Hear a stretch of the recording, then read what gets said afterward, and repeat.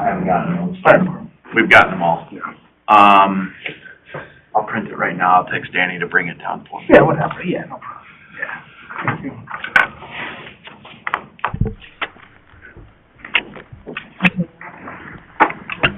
Great. I'd like to call to order this is a regular meeting, right? Correct. Regular meeting of the Summers Board of Selectmen. Today is Thursday, February 9th, 2023. I'd like to start off the meeting with, please join me with the Pledge of Allegiance. I pledge allegiance to the flag of the United States of America and to the republic for which it stands, one nation, under God, indivisible, with liberty and justice for all.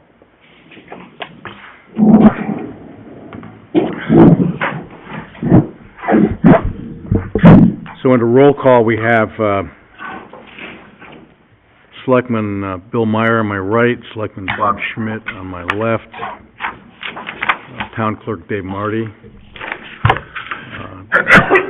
our Town CFO Mike Marinaccio on my right, and also as well as Brian Wissinger, Assistant Finance Director, and Operations Director Kim LaFleur. And in the audience we also have Trooper First Class Justin Price and Police Administrative Officer Kim Liddig.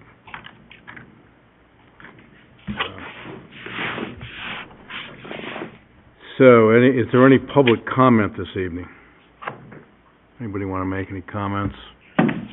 As we have this big room for it, still, of course, welcome the public and be ready for lots of public comments. We don't have any tonight, I guess. So, presentations by First Selectman. Just have two things I wanted to mention. One was at our meeting last Thursday, the Board of Selectmen tabled a motion that dealt with providing financial permit relief concerning a property, 118 Watchog Road, which was seeking to demolish two buildings on the property. And they were offering, I was told indirectly, they were offering to make them available to the fire department for training opportunities. And the question was whether or not there could be some waiving of any permits that might be required for demolition. So I can tell you now that issue is moot, and we will take it off the table because the buildings have been demolished without a town permit. So, Jen Roy, the zoning enforcement officer, and myself signed a letter to Jarmark Farms earlier this week, notifying of bringing to the attention of what they did and how it was inappropriate and shouldn't be done again or anything like that. So the next item I wanted to mention is that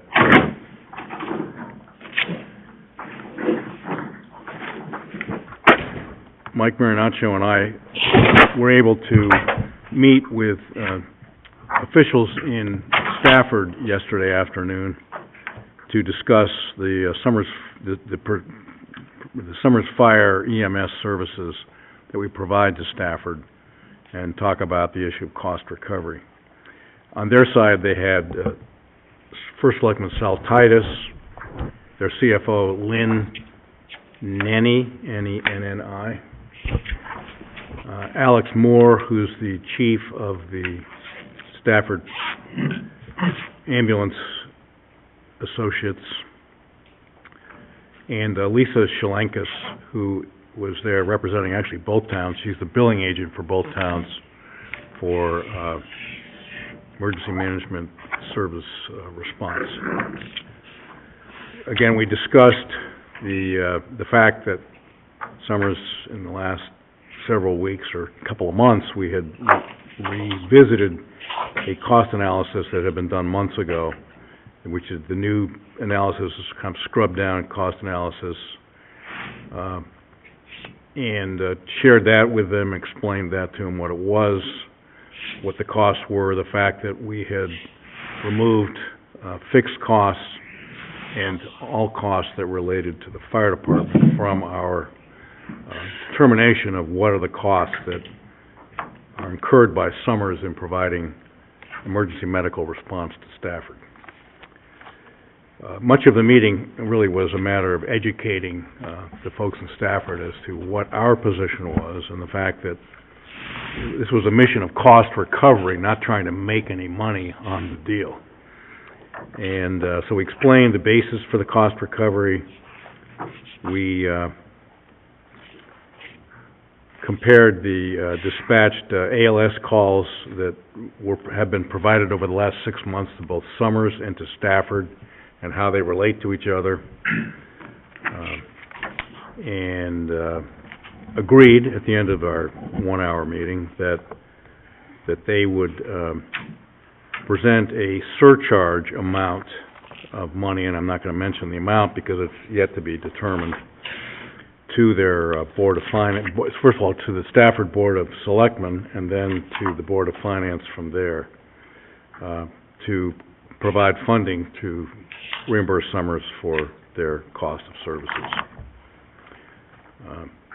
So this is something in the making. It was an incredibly important meeting, one we've been trying to put together for several months, and I think we made a lot of ground, and I think there's a better understanding now between the two towns as to what it is we're seeking, and hopefully they'll see it as a very reasonable request and come back with something that's acceptable to Summers. So next on the agenda is the consent agenda. Boards and commissions appointments and resignations. The first item we have on the consent agenda is the appointment of Howie Coro as an alternate member of the zoning board and planning board, two different zoning commission and planning commission, with a term to expire December 22, 2023.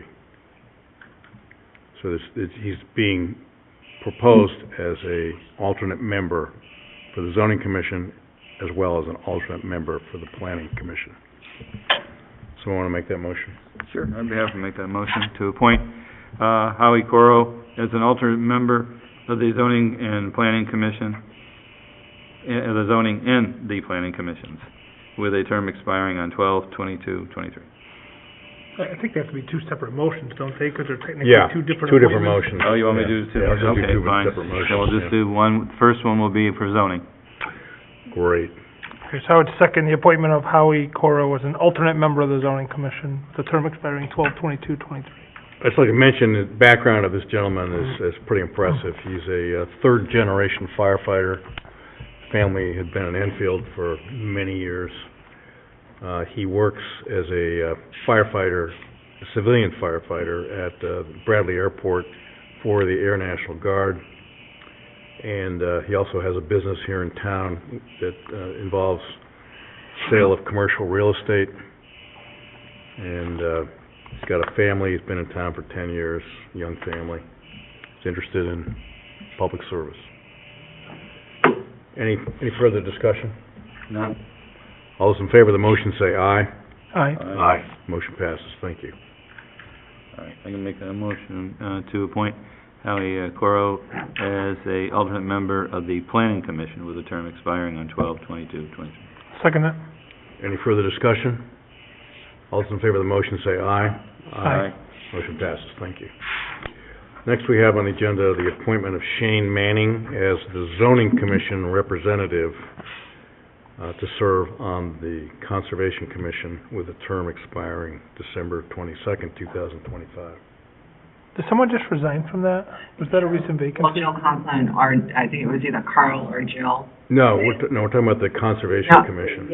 From zoning, Oh, okay. yeah. Zoning. Yeah, I think, Okay. So they need representation. They need representation, Yeah. okay. So I make a motion to appoint Shane Manning as the zoning commission representative to the Conservation Commission with a term expiring 12/22/25. Second. any further discussion? All those in support of the motion say aye. Aye. Aye. Motion passes. Thank you. Opportunity to add urgent agenda items. I don't have any. We have none. I don't know. Next on the agenda, finance, transfers and appropriations. We don't have any And, tonight? CFO finance report and update. Yeah, just briefly, the majority of the week has been attending meetings, the reappointment meeting for the assessor and the tax collector, and I'll get into that under new business, with the nominations. CIP meeting, this week, and then the meeting with Stafford that Tim has made reference to. Spent a lot of time preparing, materials for that meeting, and then coming away from that meeting, I've begun to, preliminary draft of what we're looking for in an agreement, and then we'll run that, by the town attorney when that's final. Yeah, Stafford has asked us to put together a contract or an MOU. That's basically it, along with looking at the overall budget picture, along with the assistant finance director. So that's the finance report.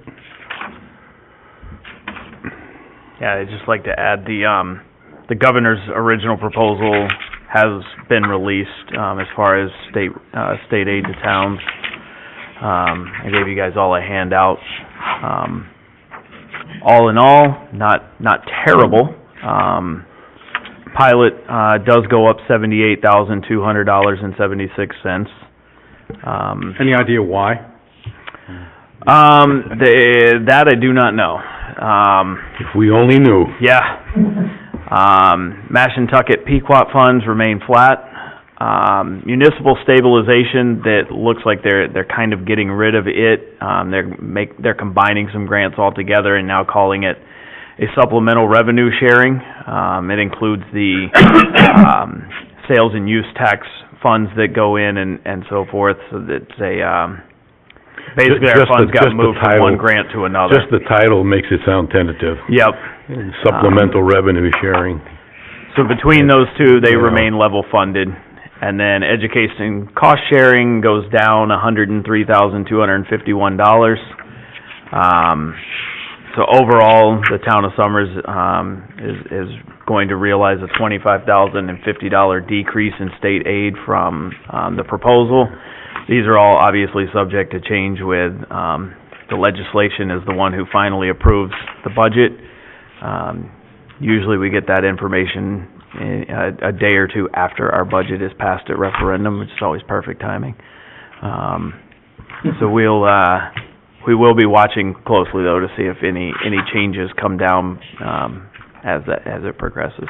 Do we ever contact Mr. Kissel and Mr. Vale to ask them to make a little effort to help us out? I have not. I'm just curious, it might be a good idea to see if we could ask for their assistance, you know, or I don't know if we can make a phone call, or maybe Mr. Keeney could. Yeah, I would see, we could follow up on that for sure. Just, I don't think it would hurt, do you? No, nothing ever hurts when it comes to asking for money, in my opinion. All right, thank you. Will we have the, full updated revenue budget then for next meeting? Is that the plan? Yeah, so I have it, actually, as of now, I just had not printed it out yet, because the missing piece of it is where we would stand on taxes. So it has everything populated with the exception of what tax revenue would be. But yeah, I can have that printed out and show you what the shortfall is, at next meeting. Could I see the total expenditure? I know we're kind of starting to wrap up, but I don't think that tells the accurate picture because revenue and expenditure did not balance last year. Right. At least we used fund balance and ARPA is what I mean. Correct. Yeah. Right. And although I guess the ARPA would count, because we're replacing that, but the fund balance, okay. All right. Right. Thank you. Yep. Great. Next on the agenda, we have a presentation of scheduled payments. Payment authorization. You want to make a motion on this? Yeah, I have to make a motion for us to approve, to authorize the sum of $231,000 and $2,301. I'll get this right. $2,301.53.02. Second that. I looked this over and had my questions answered. One of the things I noted on here was the USA Waste and Recycling. We have a bill that we paid for $136.50. That's gotta be the smallest amount of money we've ever paid them. Which page are you on? I was shocked. Usually we pay Oh, right them at the end, $20,000. $136.50. Yeah, no, they're usually a lot more, Yeah.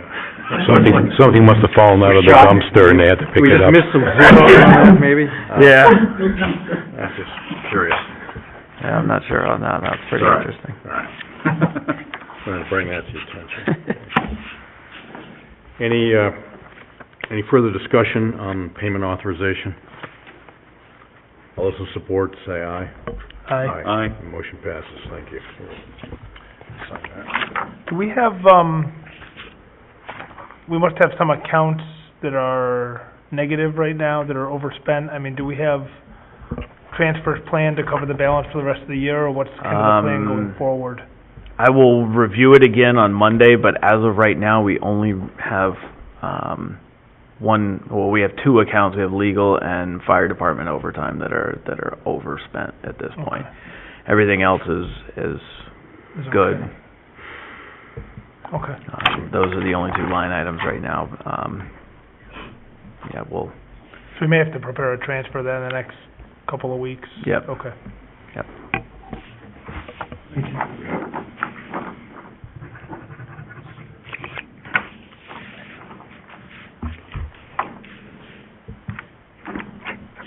Updates from boards and commissions. I don't think we have any of those. Pending business, town clerk's budget. Mr. Dave Marty. Dave's budget was addressed, I think, 2 weeks ago, was it? And Dave couldn't be here that evening, and there were some questions that were raised, and I think Dave's going to respond to those. You weren't in Florida or any place like that where you're somewhere else. Thank you very much, thank you. Thanks, Dave.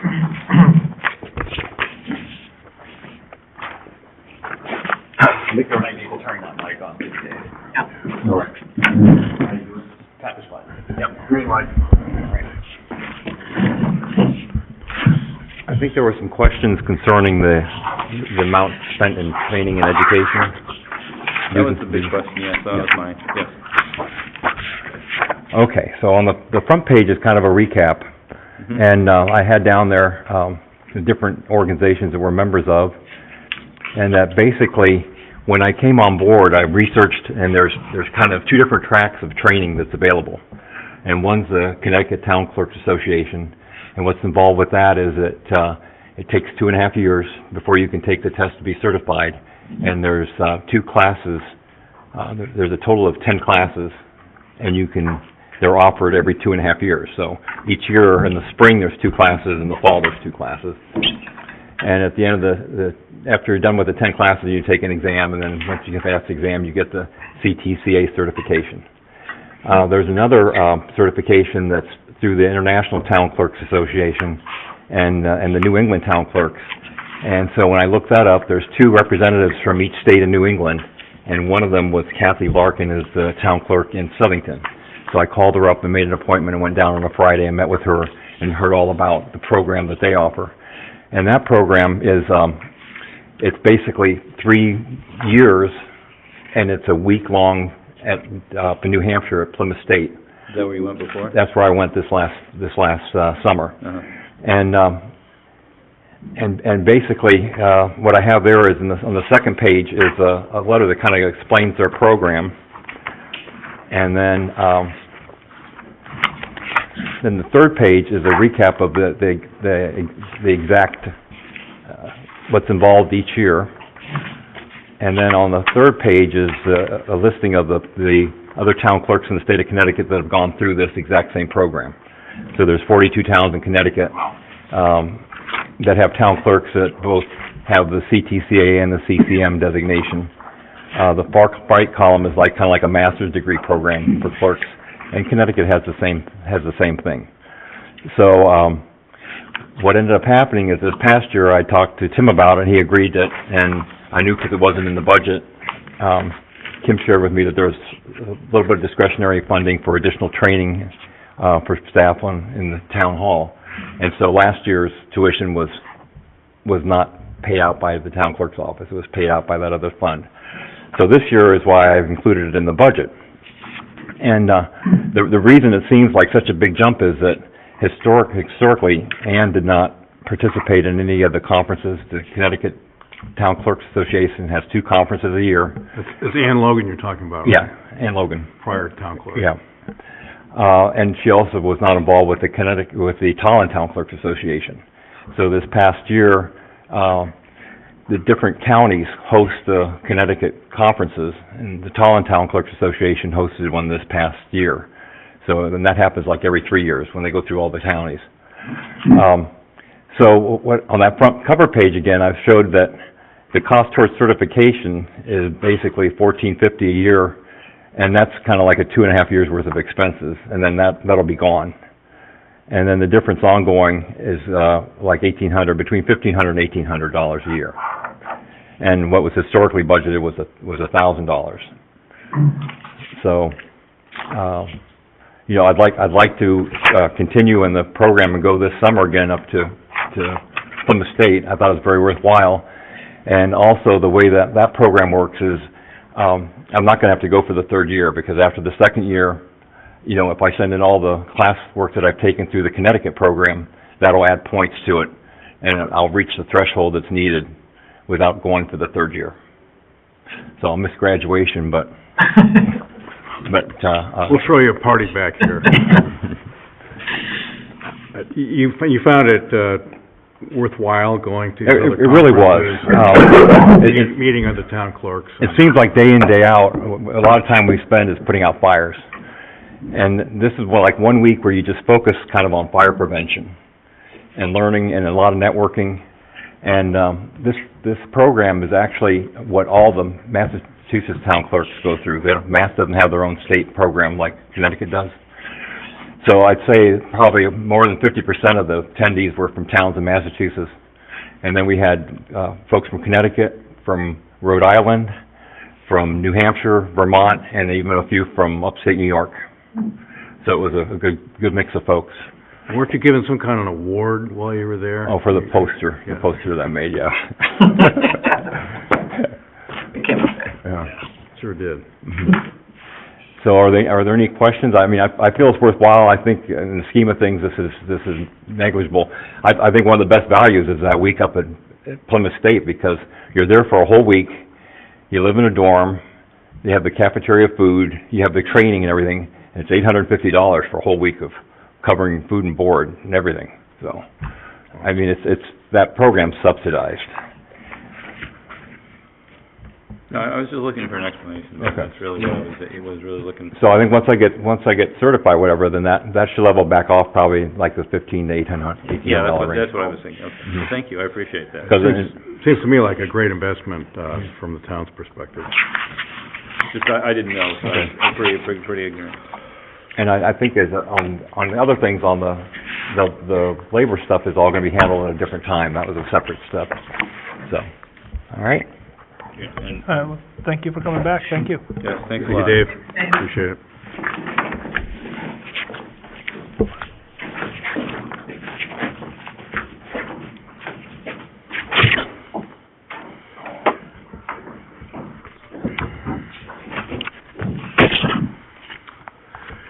Next on the agenda is a recommendation by the First Selectman to hire Matthew B. Cox to be the town's Human Services Director with an annual salary of $82,000 and a start date of next Wednesday, February 15th. I had an opportunity to, in interviewing various candidates that myself and Kim LaFleur and Allison Maynard were fortunate enough to interview. Mr. Cox was the most outstanding candidate that we spoke with, and we felt that he definitely has the background and experience to assist, to run, manage, and direct the Summers Department of Human Services. Yes, and you've got copies of his resume, which, as you can see, he worked in Houston, Texas for the last 8 years with a Memorial Assistance Ministries nonprofit organization where he provided strategic leadership, direction, supervision in developing financially stable families, a dynamic workforce, and healthy, vibrant communities. He also, prior to that, worked in Cranston, Rhode Island for the Rhode Island Parent Information Network, where he provided oversight of programs that trained individuals and parents of children with disabilities and chronic or special health care needs to be effective advocates for themselves, their children, and their families. He's also worked with promoting financial, this is in Houston, promoting financial literacy, mental health counseling, immigration and legal services, disaster recovery services. They have a lot of disasters in Houston, don't they? That's why he's moved to back to Connecticut, I think.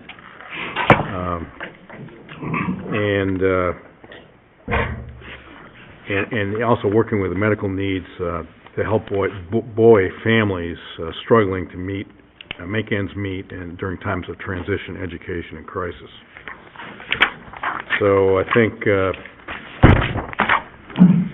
that Mr. Scott brings to the table significant experience in leadership, program development and management, community engagement, financial management and accountability, and family assistance. Mr. Cox, right? Mr. Cox. Yeah, okay. Sorry. I thought you said Scott, so you were just I'm trying sorry. to, you were just I trying to meant see if I was Cox. awake. Glad to know you caught that. Thank you very much. Any questions, Mr. Cox? I have none. Go ahead. Oh, would you like to sit at the table, please? Sure. And make sure the microphone's on. Push the button. Yes. Thank you. I just make a motion that, to hire Matthew B. Cox for the Human Services Director position with an annual prorated salary of $82,000 and a start date of February 15, 2023. Second? Any questions? Further discussion? I have none. Would you like to say a few words?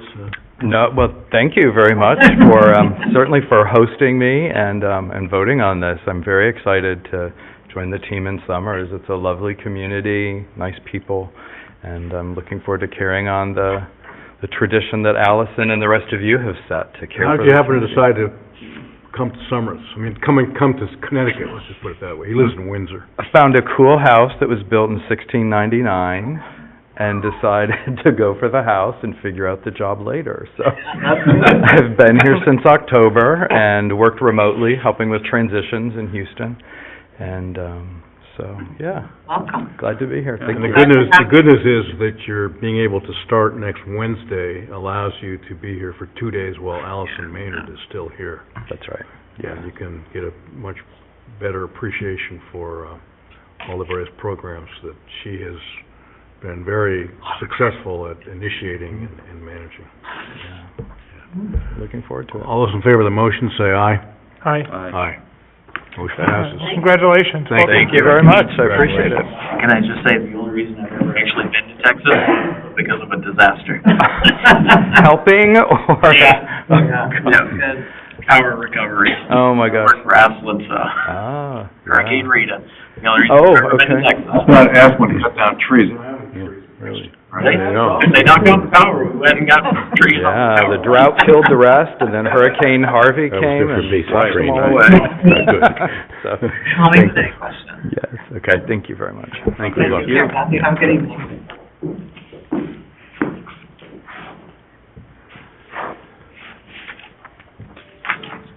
Next on the agenda is the discussion and possible action on the proposed cemetery buyback policy, effective dates July 1, 2023. Mr. Wissinger. Yeah, so the cemetery, committee at their January 11th regular meeting, voted to finalize a buyback policy for the town of Summers cemeteries. This policy only, relates to the center cemetery, as those are the current, lots being sold in town. We don't sell in any other cemeteries. We came up with a list of what the owner requirements would be. They must return the original deed or certificate, pay any, deed filing fees, that would be determined by the town clerk, and pay for any, quitclaim deeds that may need to be drafted as well. The town would verify that the lot being returned, is usable for another sale, free and clear of encumbrances, and the town would buy it back at the original cost paid, by the owner. And so this policy would become part of their, rewrite of their, rules and regulations as well. It'll be, in there as well. No appreciation in value? No appreciation in value. If you paid $400 for it 15 years ago, that's what you get in return for it, is $400. No markup. You can't use it as a profit-making tool.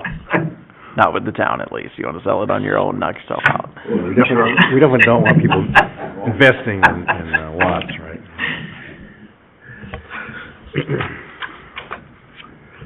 I guess my question on it, I'll go ahead. I guess we need a motion, first of all, just to approve the policy as presented.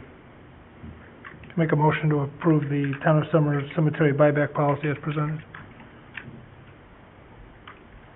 Second. Open for discussion. A couple questions. Number one, has the town attorney reviewed this? No. We probably should have him review it, just to make sure, because, it's transferring deeds. I know they're not full deeds, but it's still, transactions. I guess my other question is it's implied, but it's not explicitly stated. And we probably should explicitly state it, the town has the discretion whether or not to buy back the plot. You know, it's not automatic, just because you have a plot for sale that we're gonna buy it. I know it says it needs to be appropriated, but I think it may need to be explicitly said that this is done at the sole discretion of the town. Okay.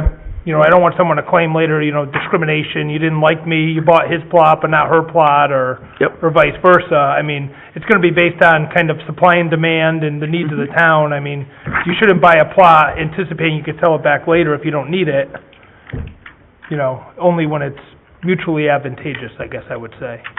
Does it, Pat, I know you're here, does that make sense or no? Is there, that's okay? Okay. Are you okay then, if, I know, I'm sorry, you've been now, I think, to 3 meetings, but, Who's counting? are we okay to just have the attorney review it, add that line, and then vote on it next week, or are we okay with that? Yeah, sure. Is that okay? Good idea. Okay. I think this is a great thing. I mean, kudos to the committee for doing this. I think it's good for everyone, but, yeah, so, thank you. Yeah, we're trying to make the highest, best use of our cemeteries, right? Makes sense. I mean, Yeah. the people's needs change, and it makes sense The that, town needs more space. yeah, oh, absolutely. It's a win-win. Yep. So, nice. Okay. All right. I will, I'll follow up with that, and once I get all that back, I'll get you guys a new copy and get it on an agenda. All right, Yeah, thank you. Thank you very much. Thanks for doing it, Brian. Do we, just, I make a motion we table then? Yeah. Yeah, that's fine. I'll second that. All those in favor of tabling it, say aye. Aye. Motion's tabled.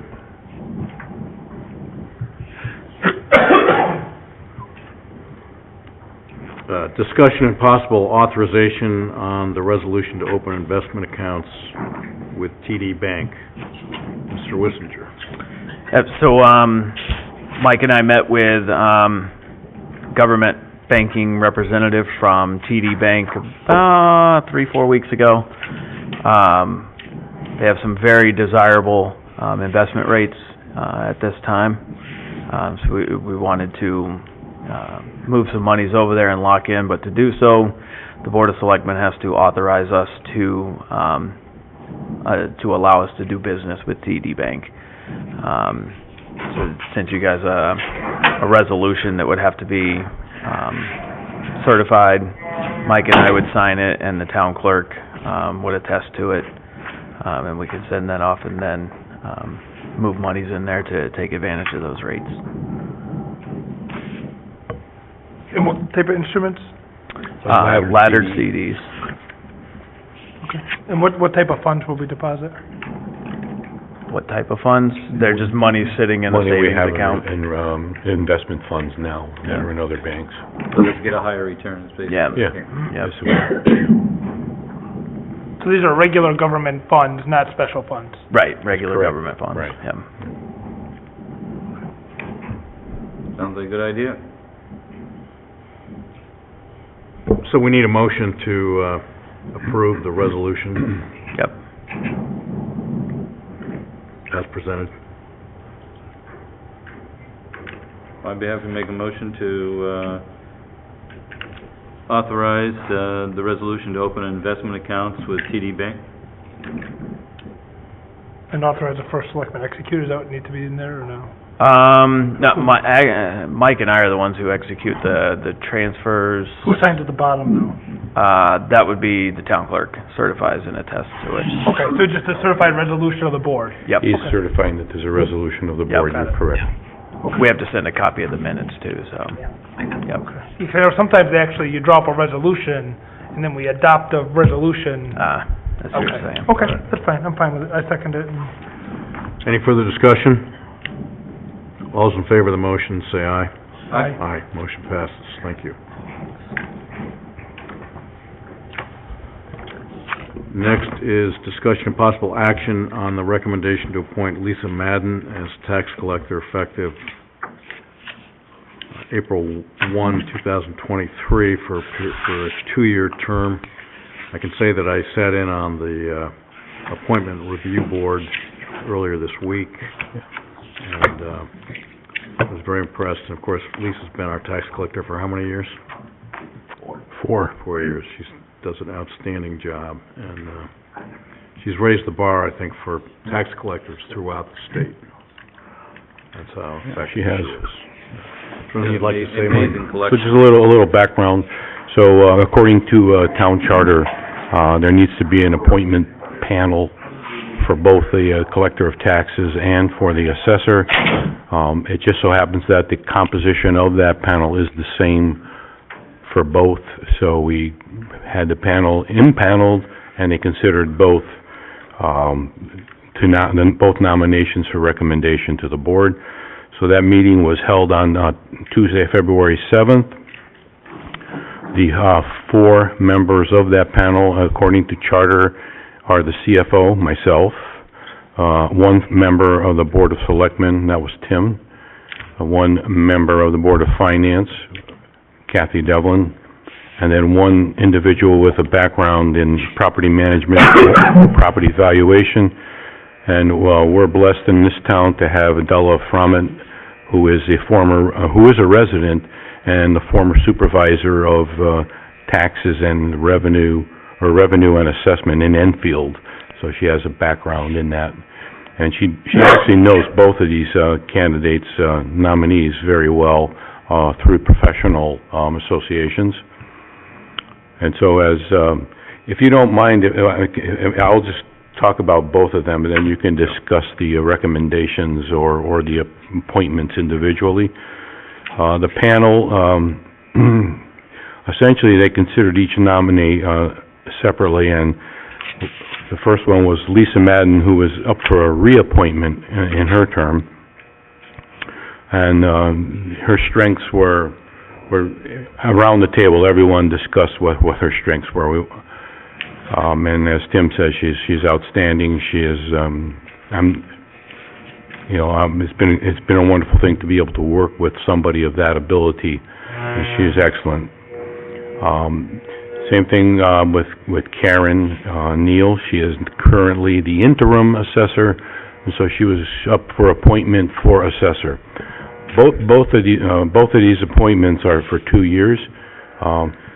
We talked about Karen and her deep experience in assessing, and the knowledge she has, and the outreach ability she has, and the customer service skills that she employs. And we felt as though that over the past few years in her role, she actually attained the certification level 1, and she's now working on her level 2, which was the final level for an assessor. And so she, was obviously the best candidate for that position. So, And she's worked in the assessor's office for 6 years? 6 years. Almost 7. So, yeah.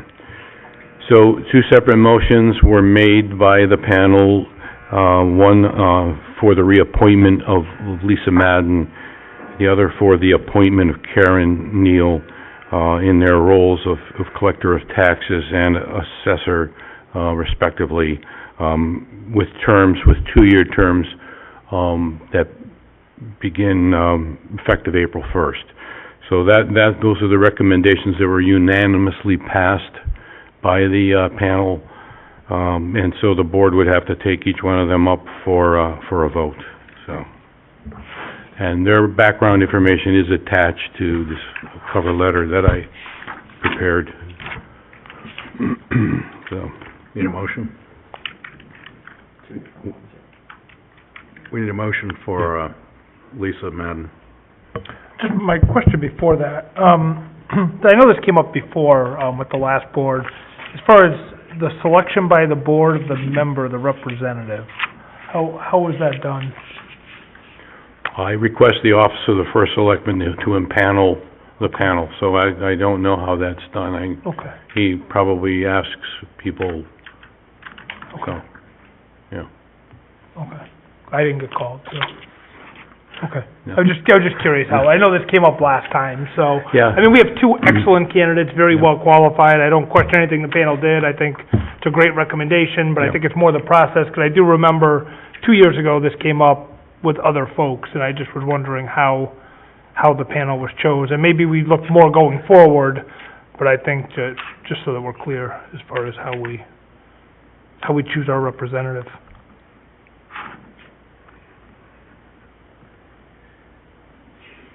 I'd be happy to make a motion to, recommend the appointment of Lisa Madden as tax collector effective, 4/1/23 for a term of 2 years. I'll second that. Any further discussion? All those in favor of the motion say aye. Aye. Motion passes. Thank you. We need another motion. Make a motion to appoint Karen Neal to the position of assessor, effective 4/1/23 for a 2-year term. Second. Any further discussion? All those in favor of the motion say aye. Aye. Aye. Motion passes. Thank you. That's great. I think it's great for summers. I mean, we get great feedback in the community, and they do a great job. So we're fortunate to have them and look Yeah. forward to having them for 2 more years. So thank you. Thank you. Budget presentations is next. First up is the library budget presentation by their director, Joanne Nickman.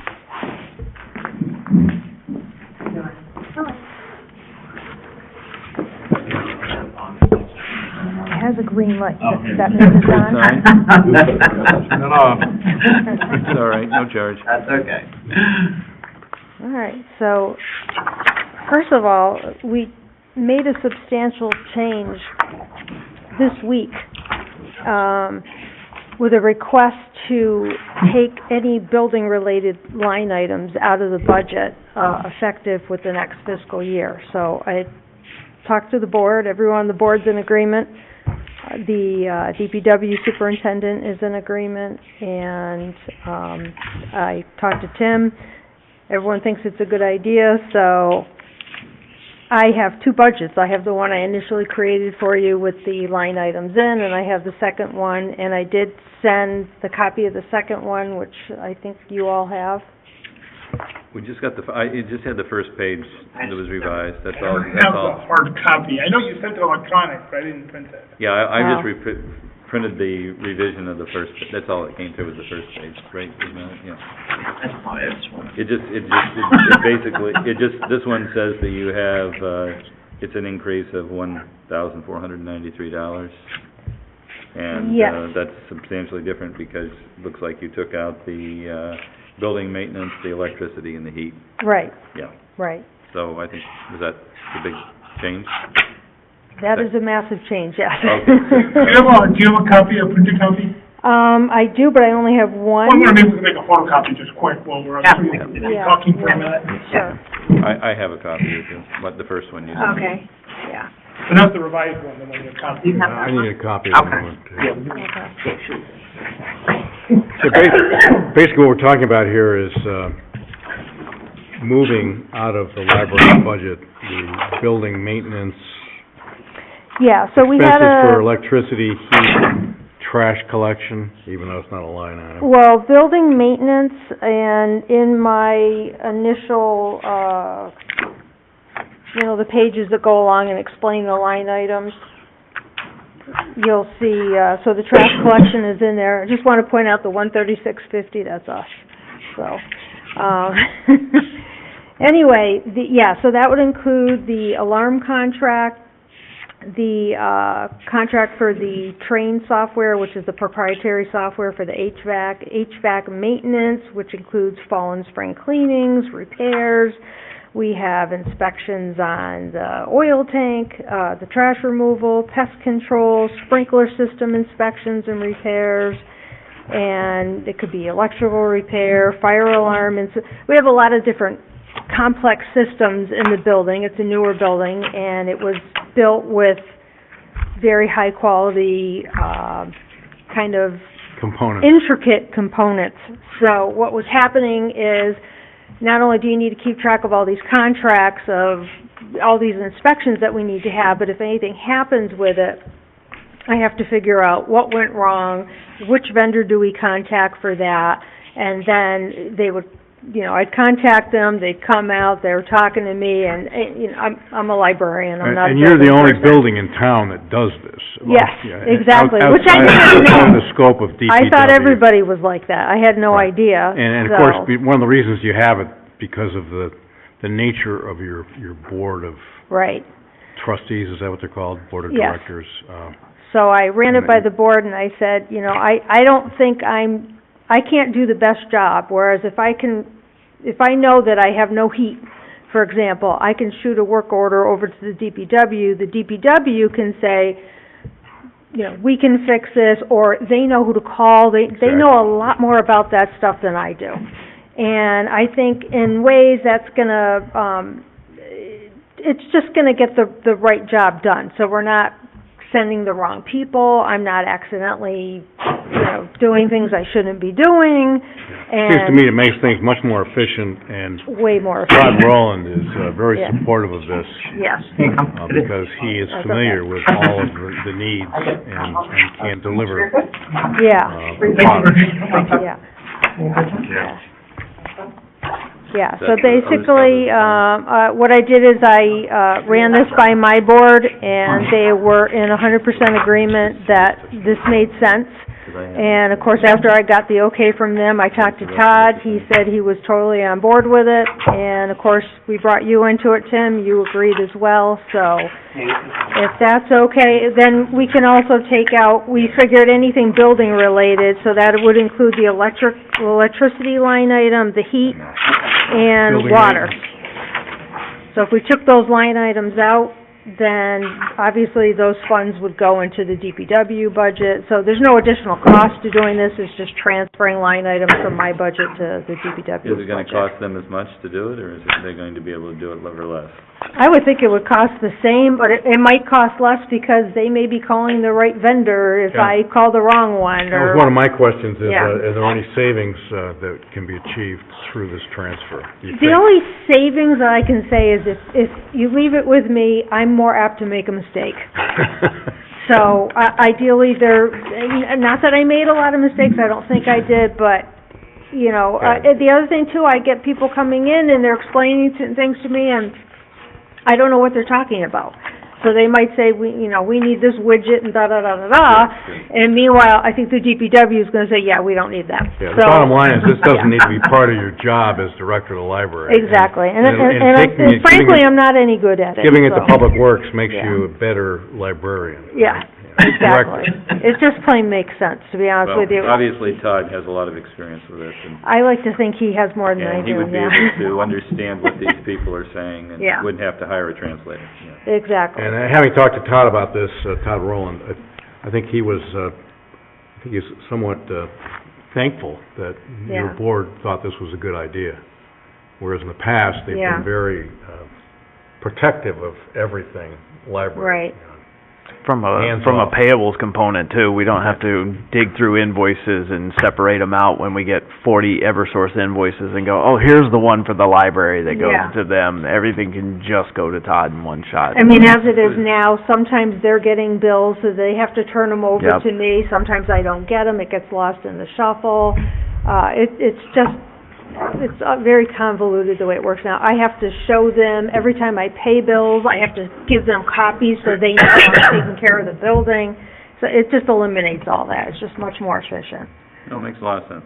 So, Thank you. I don't know if that's anything that needs to be voted on or anything. If not, I can tell you about the rest of my budget with those line items We removed. probably need to vote on that If separately.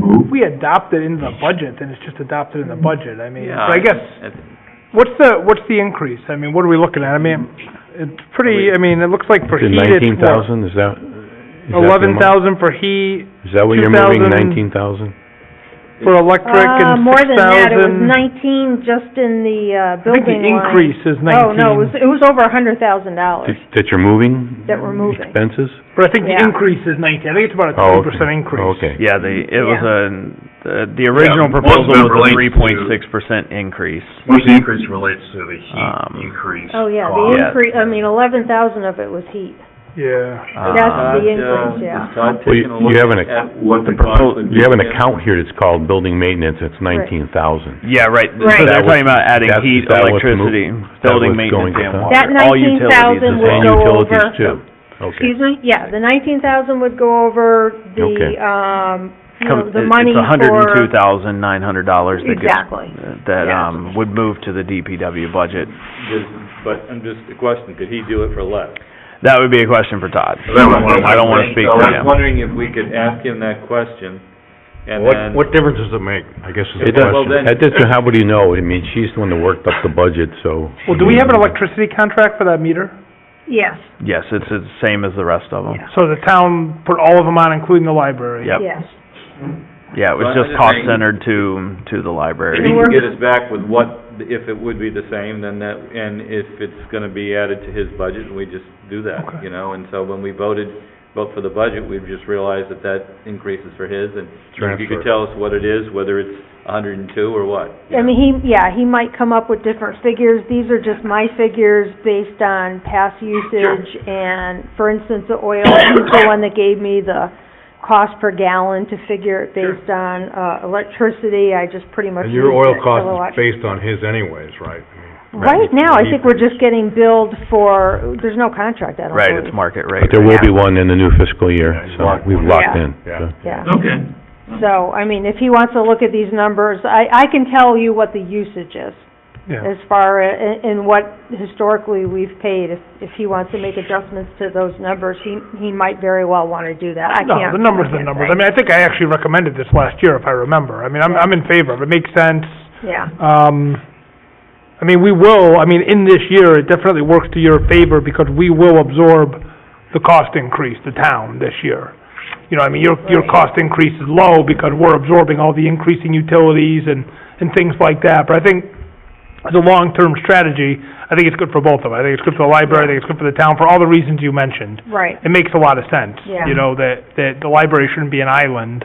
right. You know, there's a lot of Exactly. cost efficiencies and kind of expertise and knowledge that we're gonna That's a big tap part of into, it, yeah. as opposed to you as a library director trying to fix your ventilation system or Right, whatever. right. And allows you to be more effective as the Yeah. library director. Yeah, That's the bottom exactly. line. I mean, now if something goes wrong, I can just contact Yeah. them and they can make a decision with Hey, a we lot could more information. reduce your salary by a few thousand. You Yeah, don't yeah. have a how to fix it section in the library where you can go down and reference? Right, don't they have a DIY section you could just go reference? Sure. So if you take those line items out, basically, overall, I've just got an increase of $1,493. That's only 0.3%. So, I did do a little adjustments in salaries. I know you're not looking at salaries right now, but I do want you to consider, I do have an employee that I think her pay rate is low for what she's actually doing. So I am requesting an increase for her. And When will we discuss that? When will we discuss that in this process? I've got some salary stuff for you tonight as well, after the presentations are done. I have a chart on that. Well, it sounds good. Does your chart include individuals? Losing people. Not individuals, Yeah. no. And, I'm very concerned that a lot of several of the people in this town are underpaid, Yeah, to be quite honest with you. And, you know, the way people are moving from position to position, right. you know, not only in And towns and that's states, my but fear. in, you know, Yeah. in business too. I think it's, you know, if you have somebody that's good and doing a good job, I think we need to reward that person. Right. There's also, I believe there's a law in Connecticut, that a person has to make a certain amount to be considered an exempt employee. Minimum wage? There's a two-part test. It's salary-based and then Yeah. duties-based. It's a Yeah, two-part test. yeah, and, I mean, at their current salary, I don't think they meet both parts of it. The salary threshold is low. It but is there's low. It's a two-part threshold. But I mean, at that rate, it's almost minimum wage. I also want to point out that so every year, I have to put together a whole bunch of statistics for the state. And one of them is pay rates. And the state then compiles all this information. They send a good chunk of it off to the federal government, but they also put together a really, really elaborate spreadsheet for libraries to use. And so I can actually go in, this report just came out, I think not even a month ago. So I do have all the library salaries in the state that's put out by the State of Connecticut Library System, so. That's good. What are the position Yeah. titles, Joanne? So I see, like, yourself, I know your title. Mhm. What's the next person's title? Francis Clerk. She is the circulation supervisor. Okay, and then what's the next one? Cecilia is our reference librarian. Marie is our children's librarian. And then Allison is a full-time person. And she's kind of, the closest I could come up with a title that matches other libraries is technical services assistant. And she has a certain number of responsibilities that she's responsible for that certainly exceed the part-time staff that we have, and I just want her to be compensated so that we don't lose her. She's a fantastic employee. You know, she's college educated, and, you know, really, she just needs to be paid Yeah. her worth. I would hope So, Which person is that you're talking about? Which? this is Allison Reef. Yeah, and I also, I saw that spreadsheet I was telling you about. I actually took a look at area libraries and kind of looked at what they were paying. They give a breakdown of what they pay per hour for, like I said, the closest position I could get is a library technical assistant. And I looked at several different towns, and like I said, they're all in the area. I didn't go, you know, Sure. other parts of Right, that Connecticut. makes sense. And, I figure, so the amount I'm coming up with for her that I'm requesting per hour, it puts her more in range with what area towns are paying for their employees. So I do have documentation on that, and, you know, I can, Yeah, that's typically what Brian gives us anyway. yeah, I mean, Brian, I can I show you wouldn't this have that too. information. He doesn't have But you give us by employee. No, we're gonna information have to for other rely on her. positions in town Yeah. hall, Yep. very similar type data. Yeah, so, yeah, the only thing I would have access to would be, like, her position, but Yeah. as No, you but get I into just- lower but, ones. you know, the idea is that it's a similar pattern, is what Yep. I'm saying. Yep. But, you know, I would just also, this year we could do that one, but it would be good, I would just suggest, if you look at the other staff members too. Yeah. And do a little salary comparison too, so we could Yeah. start to see how, if we are in the same ballpark. Right. I can provide that to the HR consultant as well. Okay. Yeah. Yeah, Oh, that's good. I think it was incorporated into her study. All right, I good, think, all right. yeah. Yeah. Because I think that's why I wanted to vote on that thing, because you know, that salary, and Yeah. I know we did an adjustment, you know, Yeah. this week, but Yeah. I think it's important that the data that you have right there, Yeah. that Brian didn't have access to, now we have it. right. If you could share that, I think that would be good. Yeah, and like I said, this is good because this is showing you all library salaries, so, I mean, I Right. can share this with Brian or Kim or, you know, Yeah, that would be really whoever, good, because yeah. that way we can, when I remember when I was, in the registrar's office, that Mhm. Brian gave me the data, and I went and looked at the salaries, and then I was able to, request something that made sense, because you look at similar towns and that Right. have, and then you make a request that way. And so I think Yeah. that's good. I'm glad you did that. Yeah, yeah. I mean, hers was probably the most egregious issue, so I didn't want to start tackling everybody right now, but hers really needed to be addressed. But, the thing is, if we Yeah. could start moving. Yeah, I can We could start definitely do moving that. people up slowly, to Yeah. do it, everything in one night, or one Yeah. year, but the idea is that we could make sure that we, if you have good people, and Mhm. you want to keep them there, I So think. what is the adjustment you're seeking? The adjustment winds up being, 'cause I think there's some tweaks in the other part-time hours too, but it winds up just being $5,893 more a year. Yeah. Well, And this- but that's total though. I mean, it's a 25% Right, yeah. adjustment for this one individual that you're proposing. Right, but it's a 2% See it on change in the salary Yeah, but we can't look line. at bottom line, so we Yeah. need to look, at horizontal and Yeah. vertically. Yeah. And what we're doing, like what the other selectmen are referring to is, we've not finalized it, it's still in draft form, but I'm talking about this individual. they're looking at a salary study town-wide, and it's also classification. So, everyone on step one in town, earns similar amount of money, Right. like for instance, maybe the public works director and the fire chief are at about the same level, and it'd be expected they'd be somewhat close in parity. It seems like maybe what's happening, correct me if I'm wrong, but someone got hired at, say, an entry-level job, and now they're doing essentially a different job. They've kind of grown into more responsibilities. Well, No, if that's well, not I the don't case, know, then I 'cause have a I hard wasn't- time Yeah, I adjusting wasn't the here salary. then. You know what I'm Yeah. saying? Yeah, I think we need to look at it more as a position reclassification as opposed to a salary adjustment. Because Definitely. I don't know that we're gonna justify it as a salary adjustment. right. I think we may have to look at the position. We can't look at a person. You have to take Yeah. people out of these always, 100% of the time, as hard as Right. that is. Yeah. It needs to be the position, because we had things where, we were just starting to become really lopsided. We'd adjust this Yeah. person and not this person, Mhm. and then, you have I definitely think the Yeah. position should be reclassified, absolutely, but I mean, as you know, we don't have any existing classifications, we just have job descriptions. So, I don't know why the salary for her position is what it is, I mean, it was set before I got here, but when I look at that Yeah. position in the description, I'm like, well, why is this, it doesn't make any sense. And she's not in a grade level, because we never had grade well, levels. we don't have grade level. Yeah. We haven't adopted them yet, but that's my Right. point. I don't know if you're Right. aware of all this. We're trying to Yeah. build out a matrix. Yeah. I would connect with the operations director, Yeah. with Kim. She's been kind of leading it, and, Right.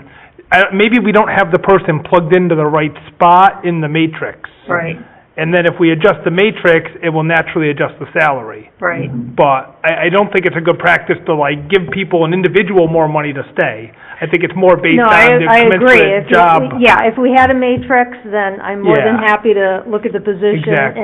and help, figure out Bill, where that's on why the I think we matrix could she vote can on go. it and then share it, Yeah. because that's the same thing that Yeah. Mr. Marty ran into, because Yeah. I don't think he was privy to that Yeah. matrix either, so now this is two Yeah. people that have come Okay, I got a question. without knowing that information, and I think they should Yeah. know. Well, I don't think the matrix is ready. Like, if this person's on step one, and it sounds like maybe they don't belong on step one. Yeah, Right. well, So maybe, I'm yeah. just Yeah, saying, that's but the our point. salary scale. Yeah, exactly. Yeah, you're right. We do have to move it forward. I agree. Yeah, Okay. Joanne, I got a question. Mhm. Your board voted in favor of your budget Yes, with that salary adjustment in it, yes. and it's an elected board of the town? The library board is in fact an elected board of the town. So I'm not so sure to what extent you can tell them to adjust things. Historically, in the past, and I would say ever since I've been here, we've accepted whatever the library has recommended for the salaries of their people. We don't tell the Board of Education to cut certain people's pay or do whatever, so, and they're an elected board, this is an elected board. I think there is some kind of a, let's call it a Chinese wall or whatever, that's between us. Yeah, so you look at When the it- when it overall, comes to overall certain- budget rather than the Yeah, individual. so, for example, and because she's trying to give us all of her expenses, I think you might have to vote that we're going to accept the expenses, because it's no longer going to be under the purview of the library board, it's going to be under the purview of the selectmen now. it's kind of why we had this, for lack of a better term, a funky relationship in terms of, it was always confusing to people. Why they've kind of always been an island. They've been an island because they are their own board, and they do vote on their own budget, and they have their own investments, which they have custody of, so... We heard him present that last year, yeah. Yeah. Well, I think the question is, though, so boards of education are very clear, but I think in Connecticut, there's two ways that library boards are constituted. Yeah. It can be constituted either way A or way Yeah. B.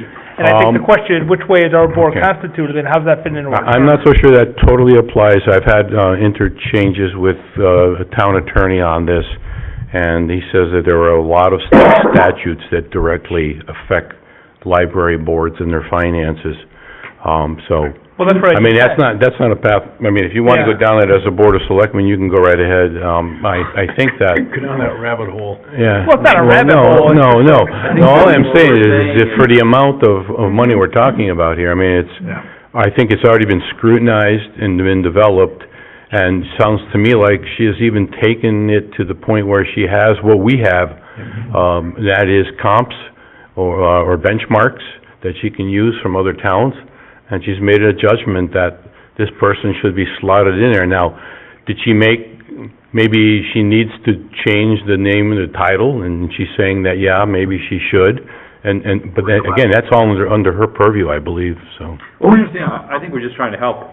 And that's all, what I'm saying is, and that's all we're trying to do. We're not trying to tell her what to do, but the idea is that if Joanne had some guidelines, right, in terms of salary, whatever people are making, in the town. Right. And you've seen what other people are making across the state. I'm sure you could go to the library board, and tell, without coming to us, you can figure it out, like you just did this one here, and say what appropriate salary would be for someone, correct? In the other position. Sounds like he's already done that. Right? But you've done that for one, but I'm just saying if there's any other staff members that you need to... I did it last year with the part-time. Right. Yeah.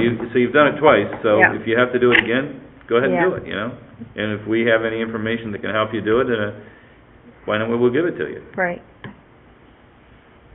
Okay. So any other questions on the budget? On the entire budget? Yeah. Or just okay. So Joanne, one thing that'd be helpful, I know we had talked about it last year, and maybe you'd give us an update, and you'll have to follow up, I think, with this, but just the data. I mean, kind of coming out of COVID, where's the library at? What's the distribution at? What's the use? How many visitors are you getting? Kind of all the metrics.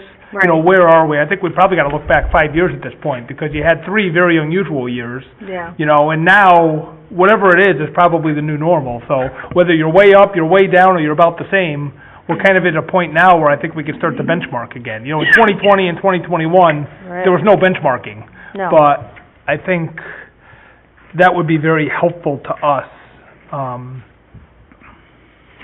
I think that, I'm keeping track of our circulation. I keep track of the number of people coming in the building, programming, all that. I put together a monthly report, so I send that to Kim, so Tim would be getting that. Yeah. So you're getting my statistics every month.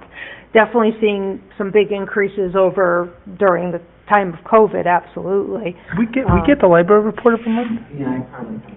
I've never seen I don't think I've ever seen the library I know I report. I send it to Kim, but... Well, that's okay, we'll just have her send Yeah, we'll it get out. it. That's what I say. I don't think could I read all of them, so, okay. Yeah, Okay. that's No okay. problem. That's all right, we'll just have it sent out. Okay. So anyway, I keep track of those statistics. Obviously, we're definitely seeing some increases and getting more people in the door. I've been working toward doing a lot more programming. Libraries are seeing changes, period, regardless, without COVID even in the mix, because you've got people that are doing electronic reading and they're streaming and all that, so things are different. Everything's constantly evolving. Mm-hmm. So a lot of things are going more digital than they are actual bodies in the building. So what I'm trying to do is getting more people in. I'm spending a lot more time and energy on programming, getting people in the door for that, really doing a lot of promotions on that. We've recently made it a lot easier for nonprofit groups to use our meeting rooms, because that's a service that we offer, so that's getting a lot more people in the library, and also getting people that maybe aren't library users to become library users, because now they're in there. So that's really important to me, is just working really hard to get people into the library. And we do have a new strategic plan, and the gist of it is that we want to be the heart of the community. We want to be not just a place somebody goes to borrow books, but they're going to come in for many different services, so. Could you share that with us too, the strategic plan? Yeah, sure. Okay, perfect. Well, you know, my wife and I went to those programs, and I have to say, we've talked to other folks in the town, and they've been very complimentary of the programs that you have put out there, and they feel it's a real plus. So I give you a real pat on the back for that. Thank and I you. hope you continue to do those types of educational programs. You know, that one we went was, you know, historical and was really very good. So, I think that those are fantastic things, and I think you get a different type of person to come out to those types of things. And I also think you can educate the community, which is important. You know, to the things that people might not have known, and now they do know those things.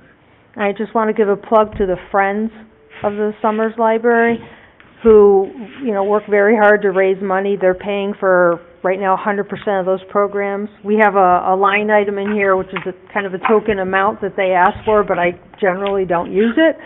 But they are paying thousands of dollars for all the programming that we're doing. So without them, it wouldn't be possible. It's impressive, and I think it's, as I say, very important that the library be a vital part of the town. Yeah. I think We're here for you're everybody. enhancing that. Yeah, we're with the your one bo- department that's with your for board. everybody, young, old, everybody in between. We're for everybody, Great. so. Keep up the good work. Thank you. Thank you, thank you for coming in. All right, Appreciate it. thank you.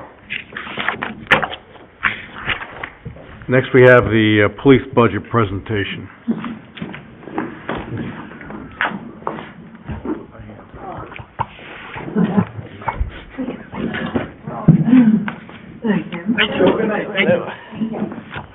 We don't have to put our hands up, like you. We're for all the people. Just giving you a hard time. You know that. Do the wave. Young, You know old, tackle them all. Right on time, Justin, right? It was running out on me. Yeah, I saw that. Mm-hmm.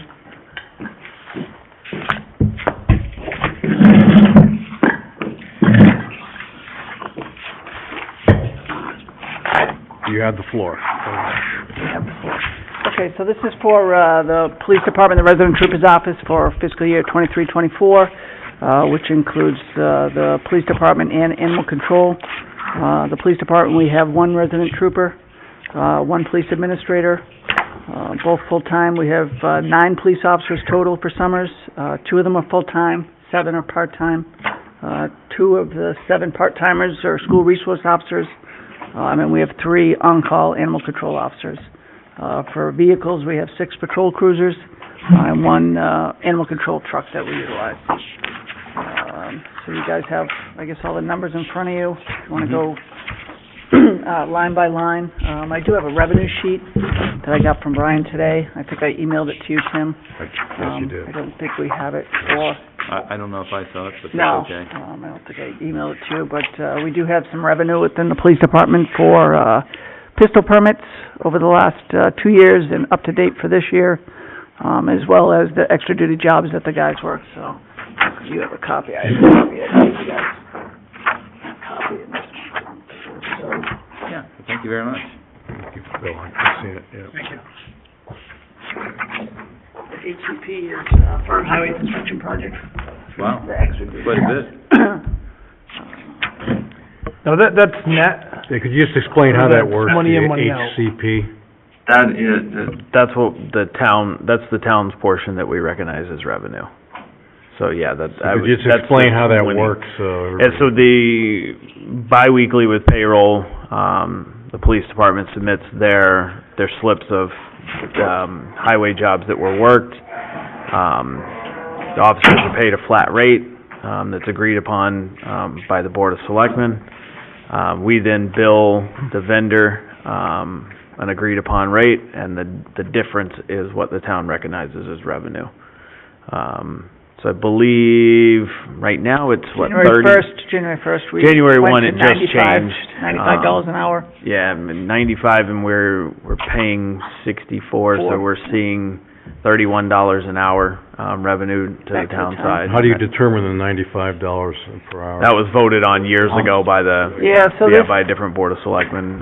It doesn't get adjusted periodically? It was a 3-year process. It had 3 different rates, and so this is the last year of the agreed-upon rate. So if it doesn't change, we'll just stay at this until a new proposal or an agreement is reached that you guys Yeah, what we wanted. did with the last proposal, I think it was Trooper Hebe and myself, we checked with all the area towns and the state police and found out the average that they were all charging vendors, because we had been low for probably a good 5 years. It hadn't been changed. So we increased it the first year, and then after that, it was $4 increase for the next 2 years. $2 went to the officers, $2 went to the town. You guys are busy bees. Yeah, some of them are very busy. Really? Yeah. I mean, seriously, you Yeah. do a lot of work. Yep. A lot of jobs out there, and we have a existing agreement with the town of Stafford, so we do minimal jobs over there. Oh, that's interesting. And we're working on one with Ellington right now. Do Stafford pay you? Correct. No, The contractor pays. Contractor. Yeah, the contractor The pays. building The contractor. contractor pays. Yeah, Okay. at our own rates. Yeah, so it's the contractor that hires. It's more of a jurisdictional agreement as opposed to a financial one. Yeah. I was just. And we're working on one right now to add Ellington to the agreement. The labor attorneys right now have the language, so we're waiting. It's kind of going back and forth right now between the 3 towns, so. Brian, so for the private duty, I mean, do we relieve all of our accounts? So like, this is net of FICA, this is net of... It's not net of FICA, no. So we should be putting in net of FICA, and we should also, this is heavy usage on our cruisers. So what a lot of towns do is they'll put money aside as like a cruiser reserve, because, I mean, when you're billing $72,000, I mean, that's net, I mean, you're billing a lot more than that. Yeah, no, we bill out $200,000-300,000 a year. Yeah, I mean, that's a lot of use on cruisers too, hours of idling and stuff. So a lot of times they'll kind of squirrel money aside in like a fund, and then like every 3 or 4 years buy a cruiser with it, you know, with the money that. That's actually a wonderful idea. Yeah, that I never thought of. just things like that. I'm kind of sad But that I it's a didn't true think of cost that. though. Yeah, I'm kind of It is sad I a didn't true think of that cost, first. because we're depreciating our assets on these private duty, that way the taxpayers don't see the cost. Good point. But, No, I okay, like well, that. thank you for this. Crown Vic too, so. Yep. We have the old Crown Vic, the 2011. Yeah, right now we're using a very old one. It's not a patrol vehicle, it's not, it has radio, specifically used for, the extra duty jobs. Yeah. They should be, that's what everybody does. You take your old cars, you don't want your newest one, yeah. Stuff a cruiser, you know, the toy drive and all that, so. Perfect. You put it in the demolition derby. Yeah, you don't wanna use your newest car and idle it, yeah. So in the next 3 to 6 months, we talked to Brian probably about a month ago about, we're gonna, do another proposal, do a check of the area towns again, see what the rates are, and do another 3-year, agreement. And increase the revenue out there as well. I got a quick question before you go. On the one line item that's gone up 224% there, the equipment and supplies. Yep. I recall in the past, long rifles were always requested and they were always kind of denied. I just want to know why we need them now and why we need 6. Yeah, so we can kind of both go, we mimic a lot of what the state police do, because that's where our officers come from. I just want to know the rationale behind it. So the state, in the past 2 years, have gone to every cruiser, carry some sort of long gun, whether it's a shotgun or a rifle. Okay. We do have an armory with shotguns. Out of the 9 officers, we have 6 that would like to go to the rifle training. The only reason we need 6 is for the optics and the sights. You have to specifically zero them in. Yeah. Individual per rifle. Yeah. So they can't be shared. Really? I got it. Yeah. Oh, really? Because initially we were gonna put in for 2 of the So quotes. if they fire this thing and it goes off We somewhere had a at guy the get end. in a car accident recently, and they had to go recite his. I've never heard of it being cited for, Individual. The military does that. okay, that's interesting. I mean, unfortunately, they don't make a gun for every situation. Yeah, If that was the case, we'd probably just have one. But they make both guns for a reason, rifles and shotguns. Yeah. But, basically rifles, I'm sure most of you know, are for distance and accuracy. Sure. You know, you can shoot up to 300 yards. Oh, yeah. With a shotgun, we qualify 50 yards for the range. But there won't be any additional cost for the training, because that'll be included in the annual, firearms training. Okay. Well, your budget's under anyway, so, Yeah. Your total budget is a decrease, so I certainly not gonna quibble over the line item. The other part of that equipment and supplies increase is, e-ticket machines for the 6 patrol cruisers. Good answer. Panasonic That's a good Pro answer. Resto. You just knew that I would ask that question because it said 224%. It's a nice number. Flashing Yeah. at you in red. Yeah, it was just like red lights. But in reality, it's a one-time expense, right? I mean, Yeah. so next year, that expense wouldn't be in there, nor would the Correct. e-ticket machines, right? So, I mean, in theory, it's a one-time expense that, Maybe We're explain using- how the e-ticket Yeah, I was works. gonna ask This that is, question. I love hand Good ups, story. I get more. The hand up. Yeah, one up in the paper. Yeah, Dylan, please.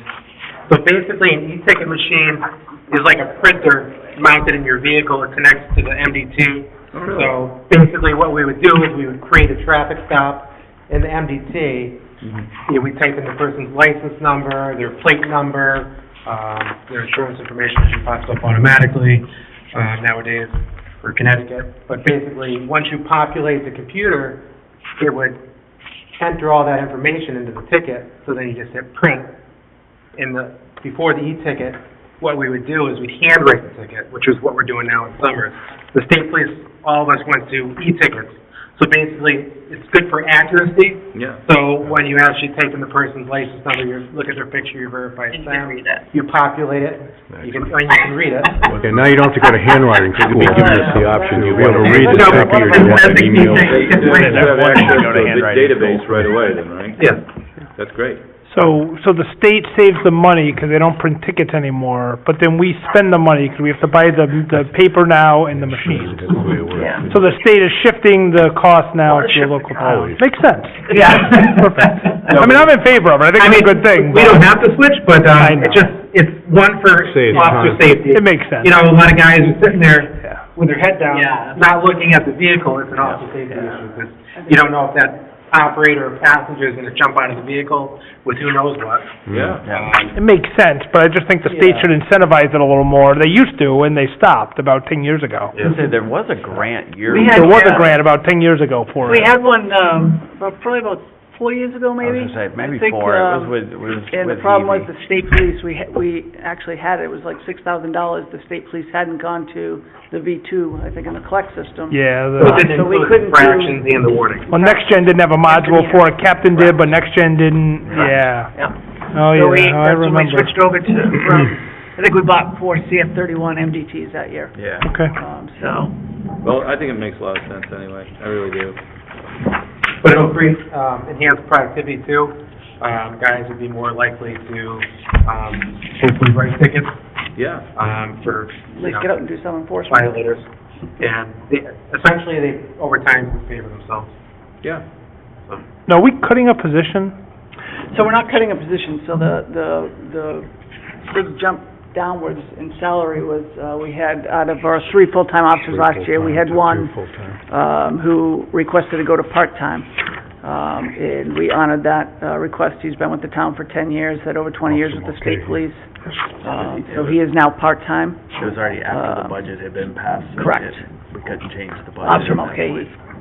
But I'm just wondering, I mean, I almost view it as slots, so like if we have 3 full-time slots, and someone transitions from a full-time slot to a part-time slot, why didn't we fill a full-time slot? Correct, so we took one of our part-timers who Part-time was filling the open SRO position, put him back on patrol, so that kind of picked up that slack.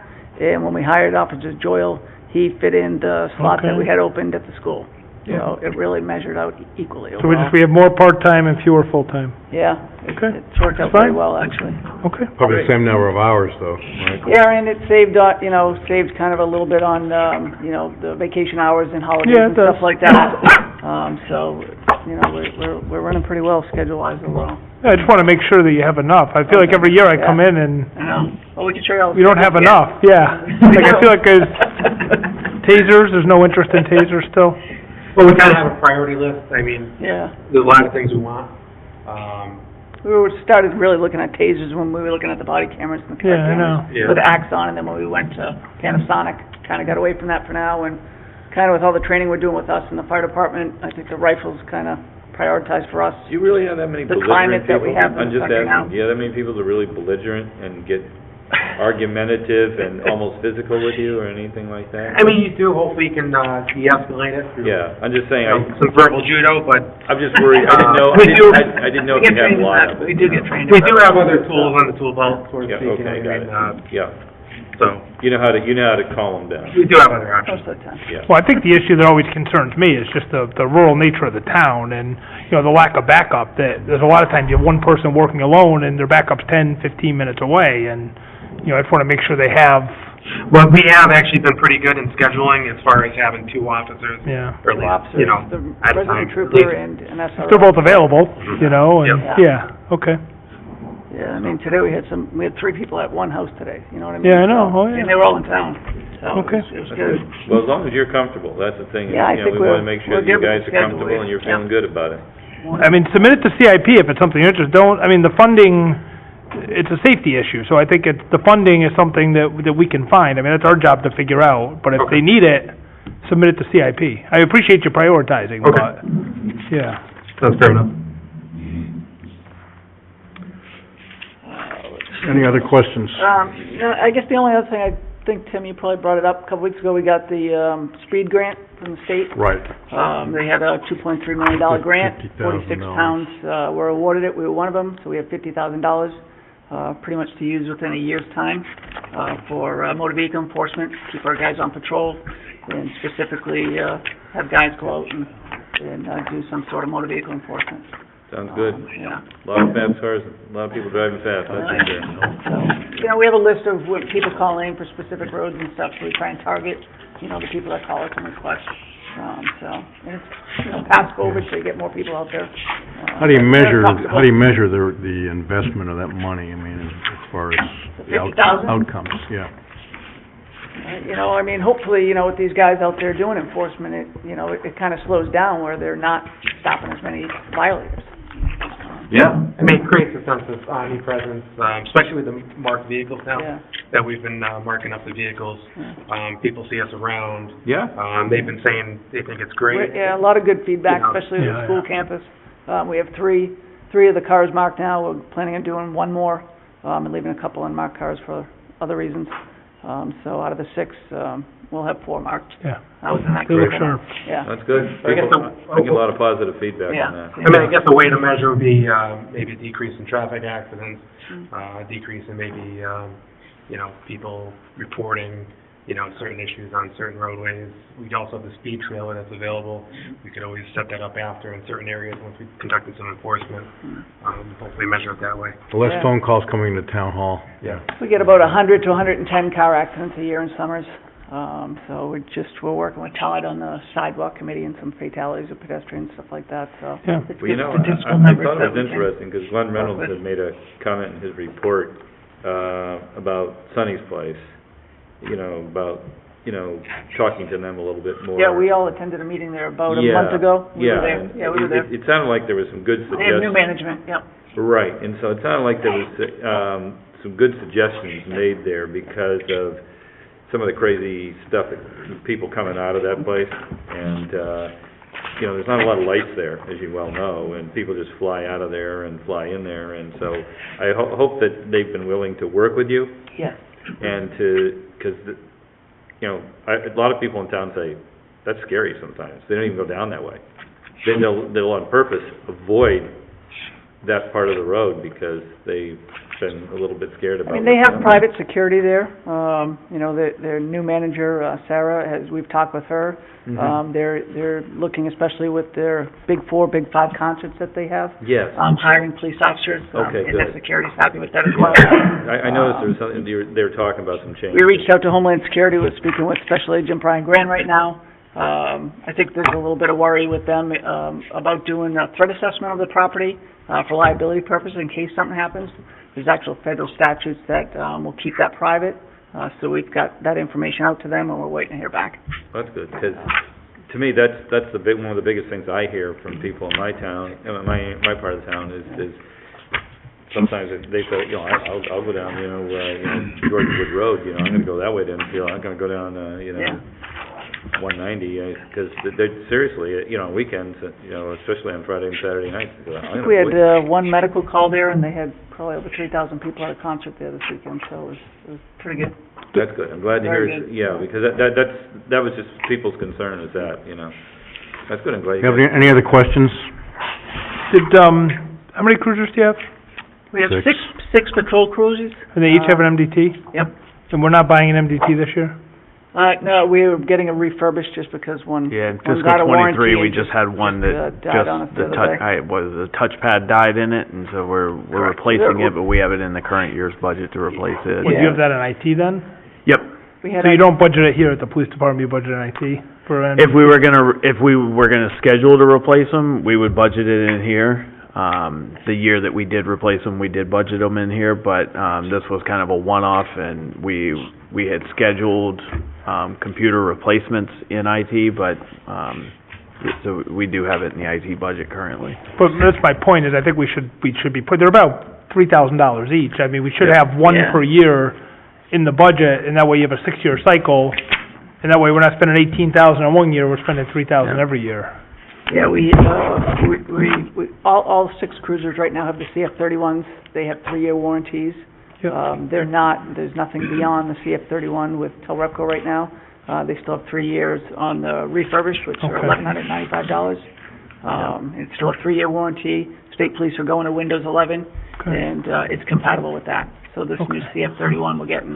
So maybe We'll be next good year for or the 3 year years after with you no have to replace it. additional- We just don't wanna be in Yeah. a position. Start doing 2 a year. Well, Summers ends up in the position a lot where we're doing everything at once, Back and we against haven't the wall. planned. Yep. Yeah, so. Well, we had okay. done that before. We were doing 2 a year. Yep. Good, that until would be we had good. that grant thing, so. Yeah, that would work. Okay. Great. Well, nice job. Thank you very much Thank for your you. time. Thank you for your presentation. So as far as other budget stuff, I did give you a couple other sheets. One of them, it discusses, potential salary pool calculations. Wait for you to get it so I can walk you through it. I don't want you to be confused.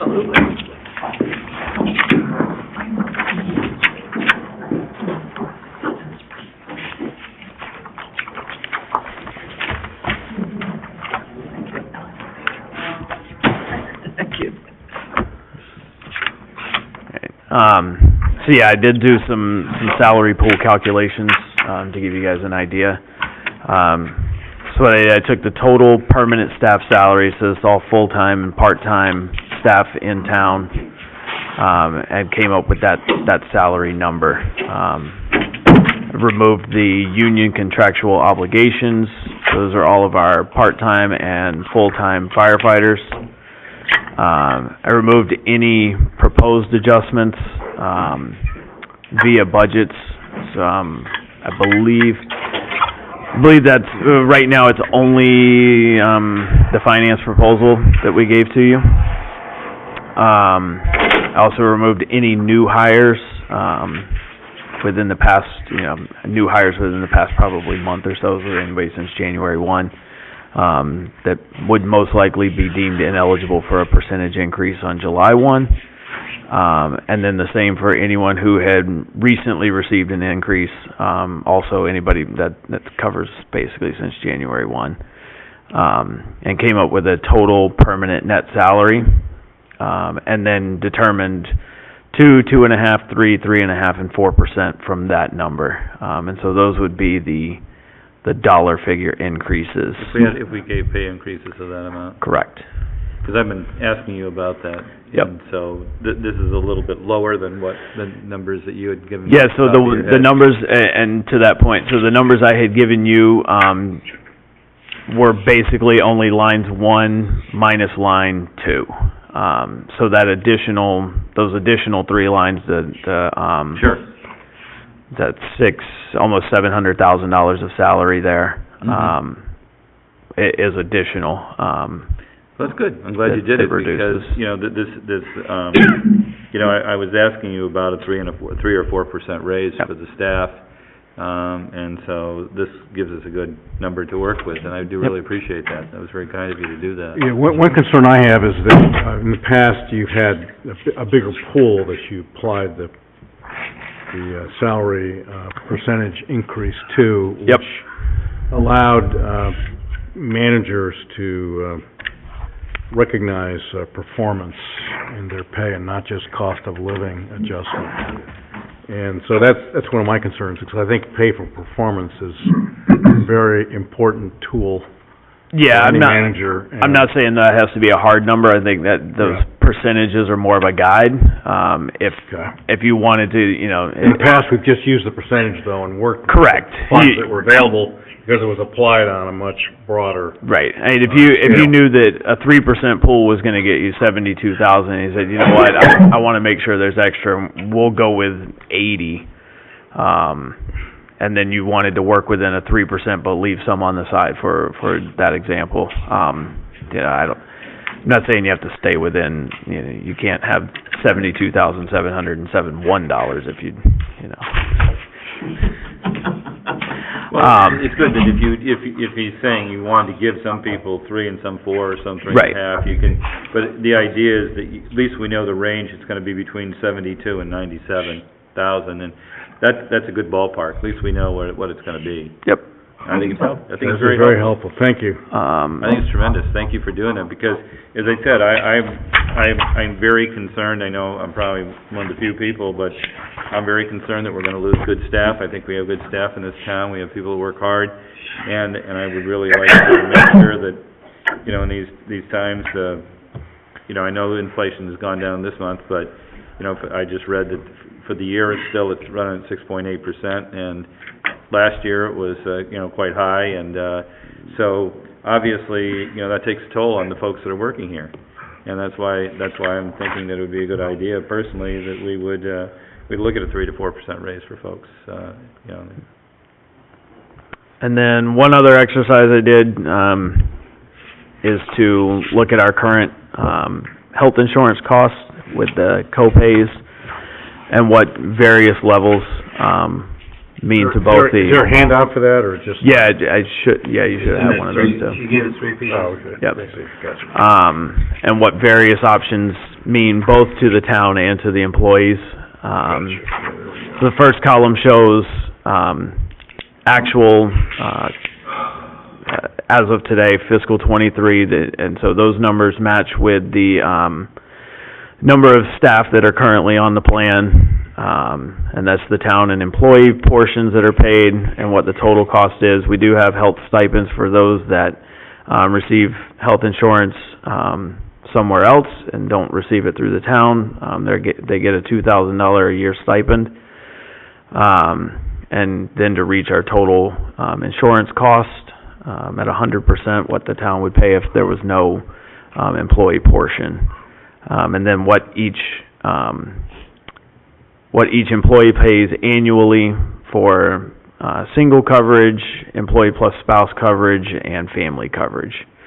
And so then looking at fiscal '24, with the potential of a 5% increase on healthcare costs, leaving it at the same 90-10 split that it is currently.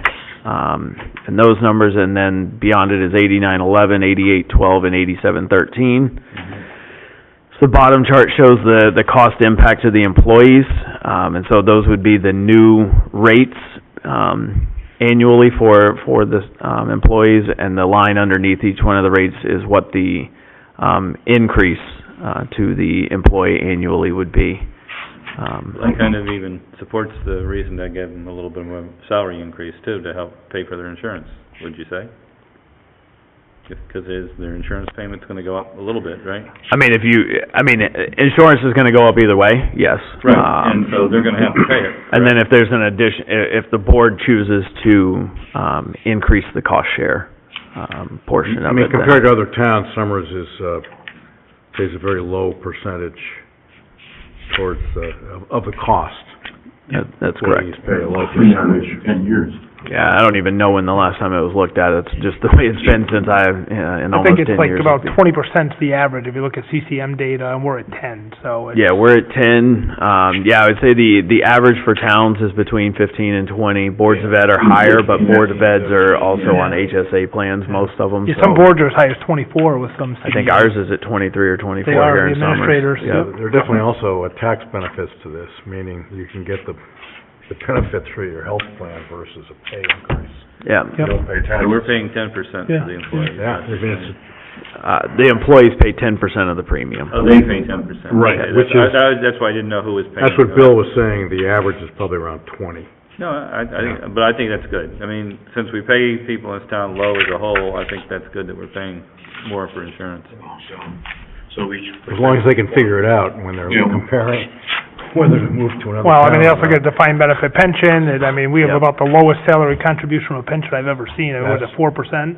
5%. Five, I mean, which is extremely low. Most are 7 and 9. But I mean, it's all a package. I think the important thing is maybe we start to, maybe next year we go up 1% to 1, you know, to 11, the following year to 12. I mean, I don't think we should all of a sudden jump to 15. I think it just, we should start to tip the needle forward a little bit, because it's like Mike said, it's been 10 years since we At moved it least. at all. Yeah, At I think, least I think 10 there's- years. that makes a lot of sense. Yeah. I think it's- I've been here almost 12 years, and it's been like that. Yeah, So. yeah. So maybe a 1% or 1.5%, again, it's not much, but it's moving it Right, I mean, forward a at the little. end of the day, I mean, a family plan, you know, you're talking $161 extra a year.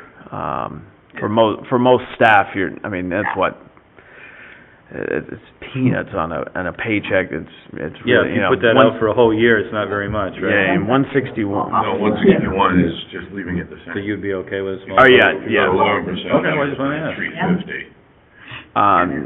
Yeah, you're looking at a $500, 11%, so call it 501 by 26 pays. I mean, people are gonna see $19 extra coming out of Okay, their all right, well, paycheck. as long as it isn't a burden. But if you're fair with compensation. Correct. And then they understand that you're trying to, Balance. you've got a little more money, and then it balances it, yeah.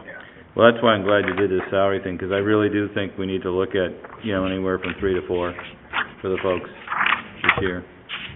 But, So we should put together, I mean, you'll start putting together final budget numbers. I mean, maybe we put in an 11% cost share in our projection, and we put in like maybe even a 3.5 or something, just to see, and we Yeah, can so I adjust was- it up or Yeah, I down. was kinda that's looking for fine. guidance on that. I Just to did do give like you, a I did give you, I assume you got it in your binder, the total budget as it stands with all proposals right now. yes, you did, you gave me that, yeah. That does not include a part-time HR person, does not include The salary salary increase. increases, and doesn't include any changes you may make to co-pays. So, that I was kinda looking for guidance on, what you Yeah. do wanna see in there, and then, yeah, I can redo this and have version 2, for next week. Well, I think we definitely need that, part-time HR person. Yeah, and remember, Brian, when I was talking to you today, max it out, you know, at 29, you know, the hourly, it was 29 and change, you know, I think it was what? Yep. Yeah, 29.38, you know, and then, and do it for 28 hours, if you would, and that, I don't know, I got a number of 42,277, but you can check my math and see if I did it right, but the point is that'd be a starting point, and then if we got into negotiations with this person, and if we started out, instead of 28, we started at 24 or something like that hours, at least we'd have it in the budget, you know what I'm saying? For 28, in case if this person is really good and we think they deserve it, we'd have it in there, you know? And Or- also legals as well, I didn't know if you were gonna adjust that number or not. Yeah, Yeah, legal fees, didn't really discuss it, we just kinda touched on it a little bit, so. We've got 35. yeah, we've got 36 in there proposed right now. I think that Um, 35. You still got 15 in Six. the, land use budget too, I believe. And, That's yeah, something to consider. and then the line item, and land use for their legal services as well, so it totals up to, 61. there's 15, yeah, still 15, so 51,000 total for legals.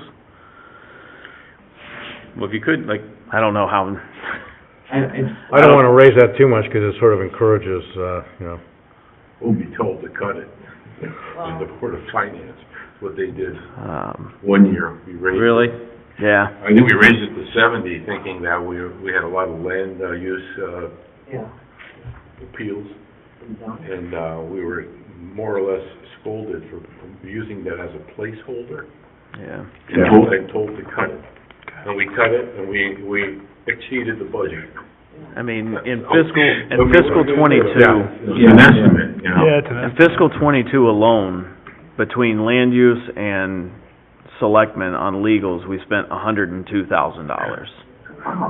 and we're budgeting 51. So, budgeting half of what we spent. I mean, we should probably put 10% on our budget, you know, which is only, what, 4,000 or something? 10% would be a 10% increase on the 30,000 that's there right now. Yeah, maybe like 3,000. I mean, we should put something on it. Right, I mean, right, I we wouldn't went leave from it 30 to flat, 36, and Oh, you put it at 36? yeah, right now I have it in Leave it at 36 for now. Yeah, Leave it in there, Brian. Just leave it at 36. We gotta be realistic, and you know, We'll figure it I think you need to be frank with them, you know, and tell them what happened before, Mike. You've seen it happen, just tell them. It's Yeah. probably not being realistic, though. Yeah, it's only saying we're that gonna pay it small anyway, you increase know, and if because you of just what we decide not to spent put it this in the year. budget. These Well, lawsuits aren't so when going you do the away. budget, you know, Well, and it actually hurts that after you make the effort to, scrub the budget down, you're told that you're doing this as a placeholder. They're making you sound like you're shifty, Yeah. Yeah, you know? slush fund, Yeah. right.